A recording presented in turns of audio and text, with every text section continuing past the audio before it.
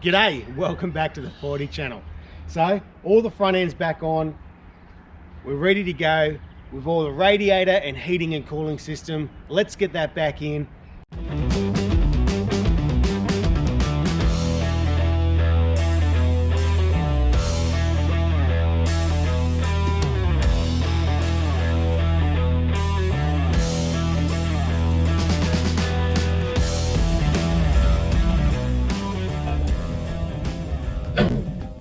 Righto, now on every 40 series that I've played with, it's quite often that the heater tap is basically destroyed. They're rusted out, they're corroded, they're seized, they don't work. I had a couple lying around the shed. I tried to free them up, I cleaned them up, I soaked them in rust remover. They look really good, well one of them looks really good, but I still couldn't get them to work. Jumped online and just found this very generic and very cheap heater tap.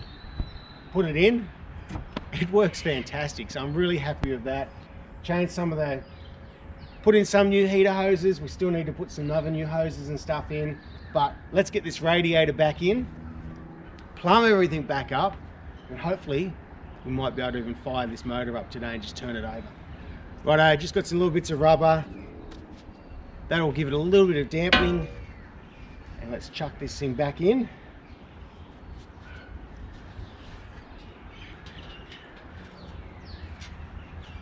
Righto, so the radiator support's all bolted up. Now when I first got this, support here was just dangling in the wind, and to be honest, I've never seen or had a 40 series with the full air conditioning bracket, the power steering, all that genuine. So I actually have no idea where this support bracket was actually meant to go, because the battery bracket, like your standard battery bracket, which I have a couple spares, I cannot get it to fit in here because of the air conditioning bracket. So if any of you Australians out there have a full aircon setup with the power steering setup and a battery box in there, tell me how it works. Flick me some photos under my email address or something. Yeah, I'll be interested to know. But anyway, we don't have time to muck around too much. We're getting it together best we can, and we're actually going to be doing one of my pet hates, and that is using just your normal metric bolts, which are 13mm head. So it means that there's going to be a mixture of 13mm and 12mm heads in here. That's a bit of a pet hate of mine, but anyway, we have to get this done for a long drive for a drought. Another thing we're doing, the radiator, as you saw, was pretty much cactus. It was destroyed, so we've got a brand new radiator.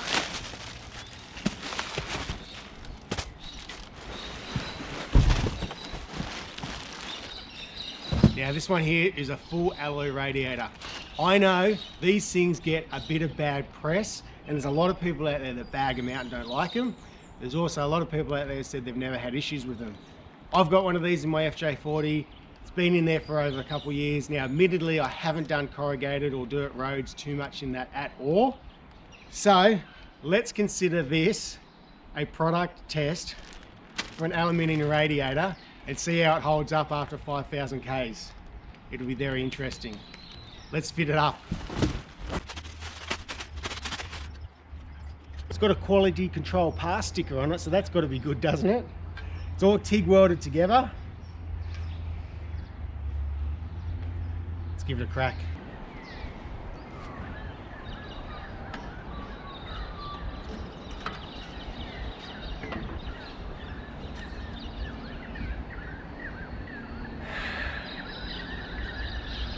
Righto, so everyone that was just about to say, don't use that, it's no good, we've got a major issue.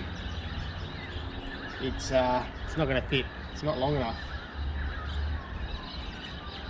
Righto, so here's the radiator that we pulled out of it. This radiator is 563 millimeters across.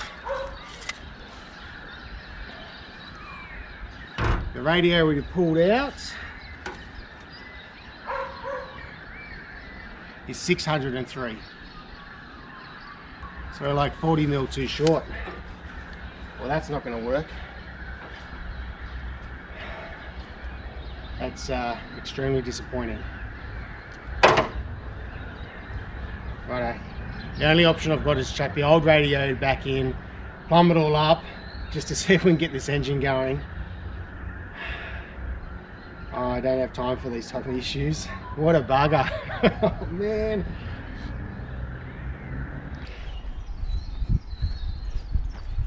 Righto, that's pretty disappointing, but done a quick little bit of research off camera, and look, there is 2 different sizes and I've been caught out, so that's my bad. I didn't do the research into it.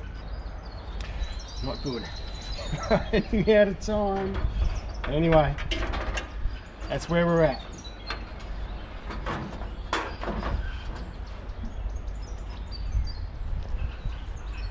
Righto, let's fit that back in. Put the radiator shroud here on the back. Bolt it all up and continue on, and we'll work it out from there, eh? Righto, to keep moving on best we can, we're going to replace all the hoses. Now it looks like some of these were, I don't know, made up hack jobs, because yeah, there's a big difference, and you can see it's actually been hacked off by like some type of blade, because it's not a nice clean cut. So we'll get rid of that one, put the brand new hoses on. Righto, especially on a cold day, you can either heat the hoses up with a bit of hot water, that'll help get them on.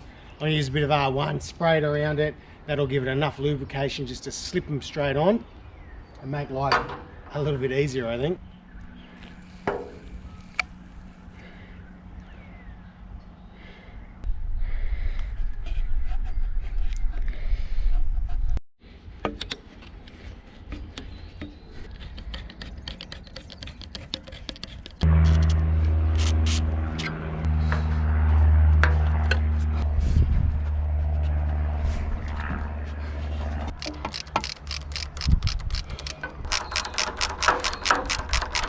Righto, so every heater hose and vacuum hose is replaced. So I know that it's all new and we're all good. The wiring in this is an absolute bombshell. Like it, obviously being an old mine rescue vehicle, it had all sorts of stuff on it. It's got little outlet plugs, lighting, dual batteries, all sorts of stuff that used to be on it. I'm just trying to go through this wiring and clean it all up before we start it up, because some of it has absolutely melted right through. Like there is so much wiring in here that was redundant. I traced it back and it went nowhere. So I just want to clean it up, because the last thing you want is something to burn out or fail or earth out or something like that when on such a big trip. So I don't think it's going to be too complicated, hopefully. Just a quick clean up. So that's what I've been doing for the last probably 2 hours off camera, and we're going to continue to just clean it all up and hopefully get it sorted out.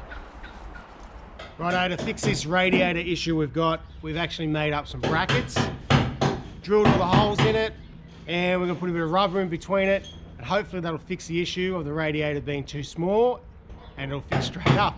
Fingers crossed, eh? Alright, we just had to cut a little slot in those main spots there,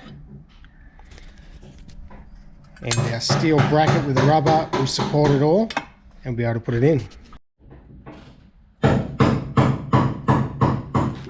Alright, so we've made a fair few modifications to making this radiator fit. 2 brackets, basically 50x50 angle line.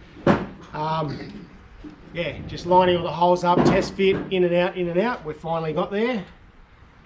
So just hold that in there, Dad.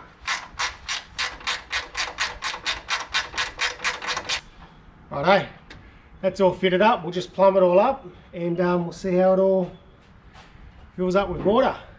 And this will be the ultimate test, so roughly 5,000 Ks with the aluminium eBay radiator. So yeah, with some rubber isolators in there to sort of take any vibration out. Hopefully it'll be okay. Alright, Jack, hit the horn.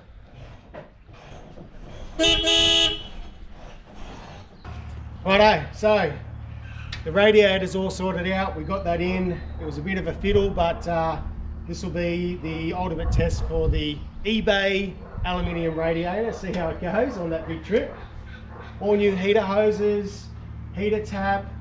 So all the heating stuffs, we've actually removed the inside heater. It's gone.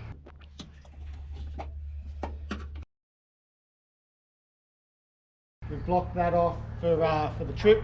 We don't need it. So that's it. So anyway, we'll see how it all goes, and hopefully, fingers crossed, we don't get in the middle of nowhere and the radiator fails. That would be pretty bad. Would indeed. I'll be ringing Dad. Dad! Bring the Subaru. I'm at Winton, come and get me. Righto guys, again, thanks for your support. Feel free to leave a comment. Make sure you subscribe or give a thumbs up if you want to follow the build and what's coming up. Until next time. See you next video. Righto.